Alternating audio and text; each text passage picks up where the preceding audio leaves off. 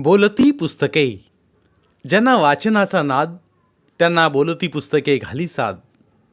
आमचं channel subscribe करा आणि सबस्क्राईब करायला इतरांनाही सांगा. नमस्कार श्रोते मित्र हो, बोलती पुस्तके सादर करत आहे लेखक श्री अशोक चिटणीस लिखित कादंबरी आनंद यात्री, प्रकरण 4. मध्यरात्र उलटून गेली तरी सुधीरला त्या रात्री झोप लागली नाही. या कुशीवरून त्या कुशीवर, पाठीवर, पोटावर पडून तो झोपण्याचा प्रयत्न करीत होता. माधवराव, मालुताई, सुधीरची आई यांच्याबाबतच्या अनेक आठवणी त्याच्या मनात जाग्या झाल्या होत्या. अनेक प्रसंग पुन्हा घडावेत तसे त्यांच्या डोळ्यांसमोर घडत होतं. संवाद त्याच्या कानाशी ताजे होऊन घुमत होते. या आठवणी आता थांबाव्यात असंही त्याला वाटलं. तो शिनला होता. त्याचं डोकं जड झालं होतं. डोळे दुखू लागले होते. त्यानं शेजारी गाढ झोपलेल्या अपर्णाकडे पाहिलं. एरवीचे काळसर पिंगे, कुरळे केस बेडलॅम्पच्या निळ्या प्रकाशात अनोखे वाटत होते. अपर्णाच्या चेहऱ्याकडे तो पाहत राहिला. अपर्णाचा चौकोनी चेहरा, थोडं लांबटच असलेलं पण टोकाशी किंचित अपर असलेलं नाक, त्या नाकाच्या मानानं छोटे ओठ आणि थोडी तोकडी हनवटी. अपर्णाचे मिटलेले शांत डोळे तो पाहत राहिला. त्याला तिचे डोळे फार आवडत. वाह म्हणायला लावणारे हे डोळे आहेत असं त्याला वाटायचं. अपर्णाच्या गालांना पडणाऱ्या खळ्या म्हणजे जीवघेणी जादूगिरी आहे असं तो नेहमी म्हणायचा. तिच्या एका कानाजवळून हनवटीवरून दुसऱ्या कानापर्यंत त्यानं आपल्या नाकाची बोंडी अगदी हळुवारपणे पिसांसारखी फिरवली. अपर्णा त्या स्पर्शानं अर्धवट जागी झाली. त्याच्या कुशीत शिरली. गेली 18 वर्ष अपर्णा ही अशी लहान मुलीसारखी त्याच्या कुशीत शिरत होती. तर स्त्री पुरुष संबंधाची आणि निसर्गाची सुधीरला नेहमीच गंमत वाटायची. 18 वर्ष रोज नव्यानं भेटावं तशी ती दोघं एकमेकांना भेटत, एकमेकांच्या जवळ येत. त्या भेटीतलं नाविन्य, जवळीक, ओढ, प्रेम कमी झालेलं नव्हतं. अपर्णाच्या तारुण्याचा त्याला नेहमीप्रमाणे आजही अचंबा आणि अभिमान वाटला. लग्नात ती होती त्यात किंचित हवासा वाटावा असा स्थूलपणा आला होता. तिच्या शरीराची गोलाई आवश्यक तिथे कुर्रेबाज वळण घेऊन देवत्त देणगी घेऊन आल्यासारखी आजही त्याला वाटत होती. सौंदर्य स्पर्धेत ती उभी राहील तर पारितोषिक घेईल असं तो नेहमी कौतुकानं म्हणायचा. अपर्णाला त्यानं प्रथम पाहिलं तो दिवस त्याला आठवला. त्याच्या कॉलेजात शिकणारा आणि त्याच्या ऑफिसात कारकुनी करणारा त्याचा मित्र विनू त्याच्या आयुष्यात आला नसता तर अपर्णाही त्याच्या आयुष्यात आली नसती. विनूचा खाजगी कोचिंग क्लास ठाण्यात होता.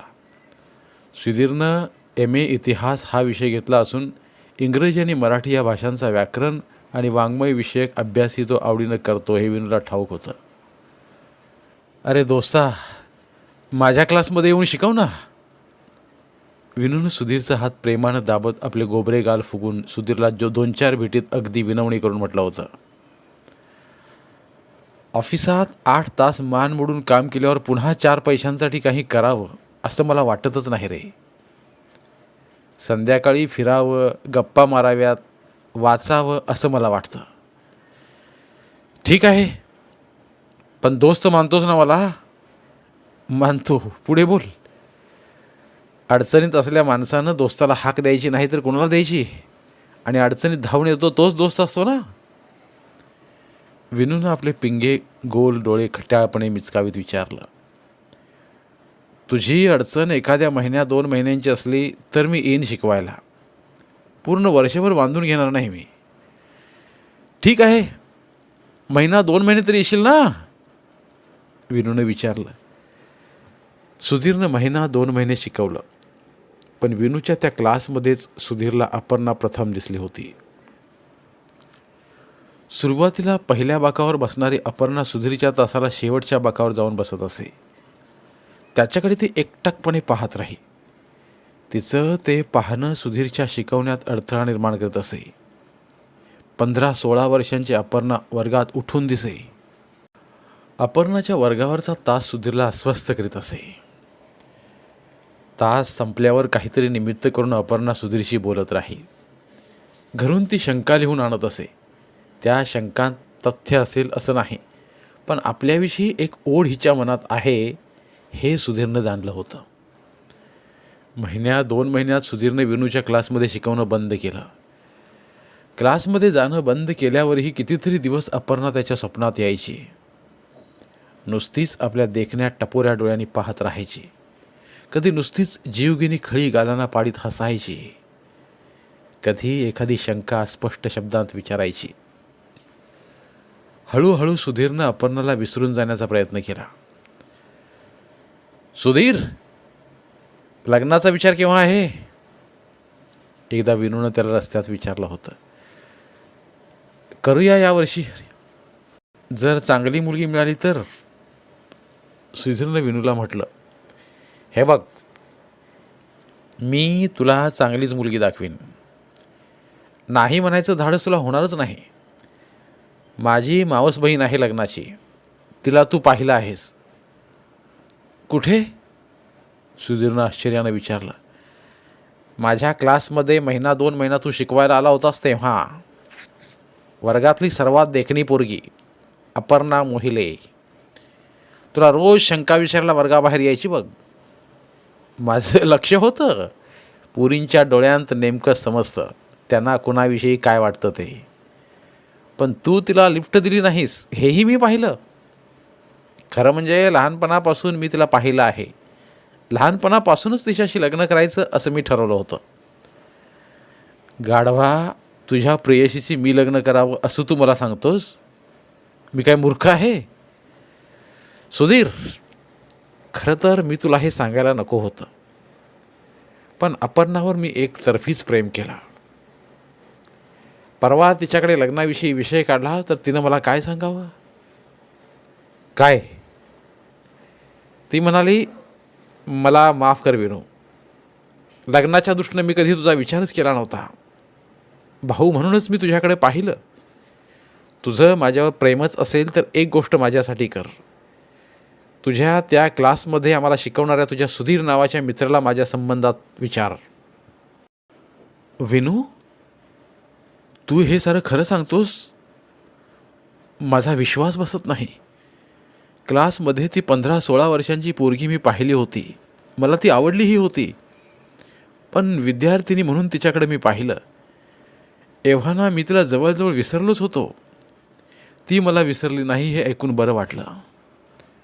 एरवी मी तिचा विचार केला असता, पण तू तिच्यावर एवढं प्रेम केलंस. सुधीर, माझ्यावर विश्वास ठेव. मला खोटं बोलता येत नाही. क्लासचा मी धंदा करतोय, पण धंदेवाल्या माणसाचं काळीज माझ्यापाशी नाही. मला नकार देणाऱ्या अपर्णाचा मला राग आला नाही. हेवा जरूर वाटला, पण हेवा आणि द्वेष यामध्ये फरक आहे.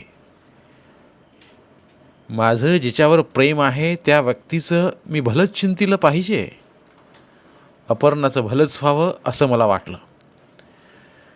आणि तुझ्यासारख्या मित्राशी तिचं लग्न झालं तर ती मला नेहमी दिसत भेटत राहील. परगावी गेली तर दिसणारही नाही. माझा थोडा स्वार्थही आहे तुला तिच्याविषयी गळ घालण्यात. विनू हसला, पण त्याचे डोळे पाणावले होते. त्यानं सुधीरचा हात प्रेमानं दोन्ही हातात धरला. तर अशी ही अपर्णा विनूच्या क्लासच्या निमित्तानं भेटलेली. सुधीर नेहमी या क्लासमधील प्रेमाचा संदर्भ मनात ठेवून म्हणायचा, आमच्या लग्नाच्या नाट्याची कथा ही अशी क्लासिक आहे. आताही त्याच्या मनात त्याचं ते आवडतं वाक्य जागं झालं आणि त्याचं त्यालाच हसू आलं. त्याच्या डोळ्यावर आता झोप पेंगू लागली. हवेत गारवा वाढत होता. त्यानं पायाजवळची शाल आणि जवळच्या अपर्णाला छातीशी ओढून घेतलं. काय हो, उद्याच्या लग्नाची आठवण आहे ना? युसुफ भाऊजींकडे अलिबागला जायचं आहे आपल्याला. वैशाली येणार नाही म्हणते, तिचा अभ्यास आहे. मीही तिला काही आग्रह केला नाही. तिला तिच्या सुलू आत्याकडे ठेवायचं तर अगोदर आत्याला कल्पना देऊन ठेवा आज. नाहीतर त्यांना कुठे जायचं असेल म्हणजे पंचायत होईल. काय हो? अहो बोला ना. अपर्णा सुधीरचा खांदा हलवून त्याला म्हणाली. सुधीर ऑफिसला जाण्याची तयारी करत होता. अपर्णाची बडबड नेहमीप्रमाणे चालू होती. त्याचं तिच्या बोलण्याकडे अर्धवट लक्ष होतं. तिनं हलवल्यावर तो म्हणाला, अगं माझ्या सारं लक्षात आहे. तू काळजी करू नकोस. उद्या सकाळची ST बसची रिझर्वेशन झालेली आहेत. कालच येताना मी सुलूकडे जाऊन आलो. वैशाली तिच्याकडे दिवसभर राहील. रात्री येताना तिला मी घेऊन येईन. आता लग्नाला जाण्याच्या दृष्टीनं तू तुझी आणि चारूच्या कपड्यांची व्यवस्था बघ. हाच रुमाला हे इस्त्री करून ठेव आणि दागिने बरोबर घेऊ नकोस. मुसलमानांकडचं लग्न आहे. गोटपाटल्या बाजूबंद वगैरे घालत नसावेत. बायका बुरख्यातच असल्यानं दागिन्यांच्या प्रदर्शनाचा प्रश्न नसावा. समजला टोमना. आम्हा बायकांना असते मिली मिरवण्याची हौस. एवढं खिजवायला नको. पुरुषांनाही स्वतःचं प्रदर्शन करावं असं वाटत नाही असं नाही.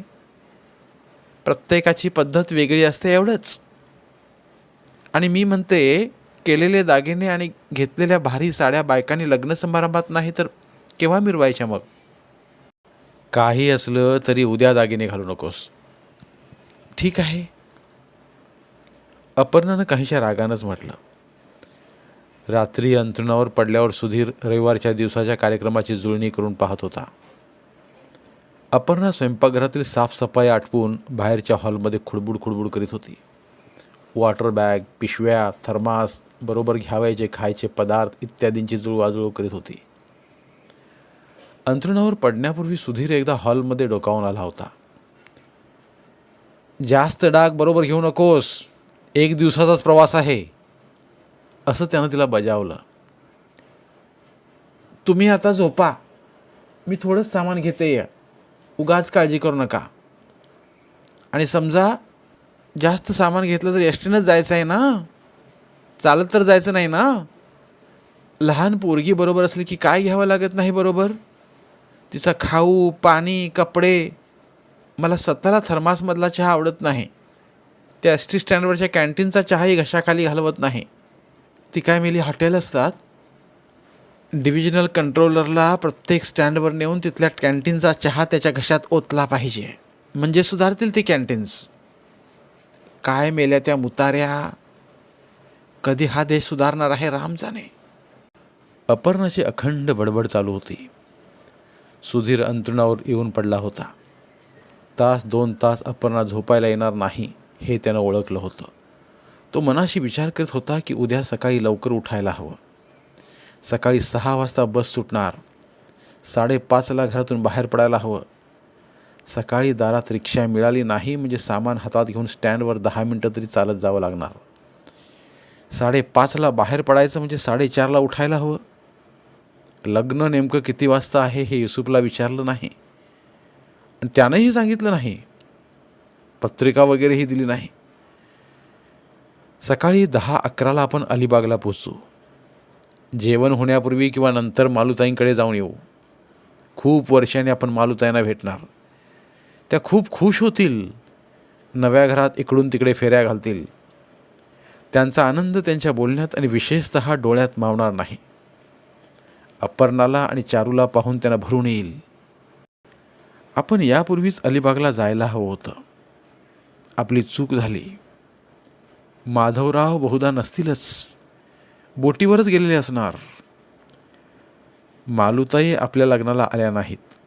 नुसती भली मोठी रक्कम मनी ऑर्डरनं पाठवली. तार केली. मालुताई लग्नाला का आल्या नाहीत हे सुधीरला नीटसं कळलंच नाही.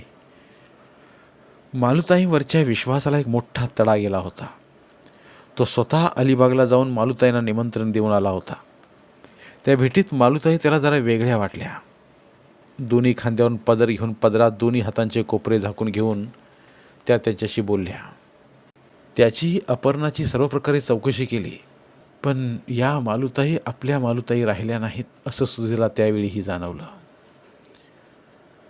मग उद्या भेटणाऱ्या मालुताई कशा असतील? बदललेल्या मालुताई असतील. तशा मालुताईंना भेटण्यात काय स्वारस्य असेल? ठाण्यातून मालूताई अलिबागला जायलाच नको होत्या. असं काय घडलं की त्या अलिबागला तडकाफडकी गेल्या? आपल्याशी असलेले सारे बंध त्याने एक प्रकारे तोडून टाकले. सुधीर जरा चक्रावून गेला. तो त्याला न भेटता मालूताई ठाण्यात अनेकदा येऊन जातात हे त्यांच्या आईनं त्याला सांगितलं. त्यामुळे ठाण्यात त्या कशाला येत असतील असा प्रश्न त्याला पडला. आई एकदा म्हणाली, अरे ती बया ठाण्यात म्हणे औषध न्यायला येते तिच्या फॅमिली डॉक्टरांकडे. अलिबागेत जसं कोणी आजारी पडतच नसेल तिथं डॉक्टरच म्हणे नसावेत. तू तरी तिला एकदा भेट आणि विचार की कसला असला रोग झाला आहे. त्या रोगावर अलिबागच्या डॉक्टरांकडे औषध असू नये म्हणजे नवलच. सुधीरनं मालूताईंना माधवरावांना 2-3 पत्र लिहिली, पण त्यांची उत्तरं आली नव्हती. शेवटी माधवराव आणि मालूताईंना विसरण्याचा प्रयत्न त्यानं मोठ्या कष्टानं केला. अनेक वर्षांचा काळ गेला. भावनेची तीव्रता हळूहळू कमी होत गेली. व्यवसायात आणि संसारात तो रमला होता आणि आता तो मालूताईंना भेटायला जायचं ठरवत होता. मालूताईंना आपण भेटल्यावर निश्चितच आनंद होईल असं त्याला मनोमन वाटत होतं. माधवराव आणि मालूताईंनी सुधीरवर केलेलं प्रेम हे इतकं तकलादू नव्हतं. त्याला स्वार्थाचा कुठेही अंश मात्र स्पर्श नव्हता. त्या दोघांनी त्याच्यावर विविध प्रकारे संस्कार केलेत. त्याच्या व्यक्तिमत्वाला आकार देण्याचा प्रयत्न केलाय असं सुधीरला वाटत होतं. अंथरुणावर पडून कितीतरी वेळ तो मालूताईंविषयीच्या आणि त्यांच्याकडे उद्या जावं वा न जावं या विचारात मग्न होता. काय हो, उद्या आपण तुमच्या त्या मालूताईंकडे जाणार आहोत ना? मला त्यांना एकदा पाहायची इच्छा आहे. आता म्हाताऱ्या झाले असतील, निदान केस तरी खास पिकले असतील. अपर्णा सुधीरला खिजवणाऱ्या स्वरात म्हणाली, अगं सगळ्या स्त्रियांना तुझ्यासारखं देखणं चिरतारुण्य कसं मिळणार? आणि तारुण्याचा गर्व करून उपयोगही नसतो. म्हातारपण सर्वांनाच येणार असतं. पण तू मालूताईंविषयी इतकी तिरसट आणि तिखटपणे का बोलतेस? तुम्हाला ते कळायचं नाही. आता सांगायला हरकत नाही. अलिबागला आपण युसुफबाईंकडे 4 दिवस राहायला गेलो होतो. त्याआधी 2 दिवस सासूबाईंनी मला बजावलं होतं की वाटेल ते झालं तरी मालूताईंकडे तुम्हाला जाऊ द्यायचं नाही म्हणून. ती बाई म्हणे चांगली नाही, तुझ्या संसारात बिब्बा घालील असं सासूबाईंनी मला सुचवलं होतं. त्यामुळे मालूताईंविषयी माझ्या मनात सतत अडीच राहिली. त्यांनी तुम्हाला पाठवली 2-4 पत्रही मी फाडून बंबात जाळून टाकली होती. तो माझा कदाचित वेडेपणा असेल, पण सासूबाई माझ्या अहिताचं म्हणून मला काही सांगणार नाहीत याची मला खात्री होती. सुधीरला हे ऐकून धक्काच बसला. तू मालूताईंची पत्र फाडायला नको होतीस. दुखावलेल्या स्वरात सुधीर अपर्णाला म्हणाला. भिंतीकडे तोंड करून अस्वस्थपणे तो कितीतरी वेळ पडून राहिला. धन्यवाद. उर्वरित कादंबरी पुढील भागात. धन्यवाद. बोलती पुस्तके श्रोते मित्रांसाठी मराठी साहित्याचा खजिना फक्त 59 रुपयात. फक्त 59 रुपये माफक फी भरून आमच्या साहित्यरत्न या चॅनलचे सभासद व्हा व भरपूर मराठी ऑडिओ बुक्सचा आस्वाद घ्या.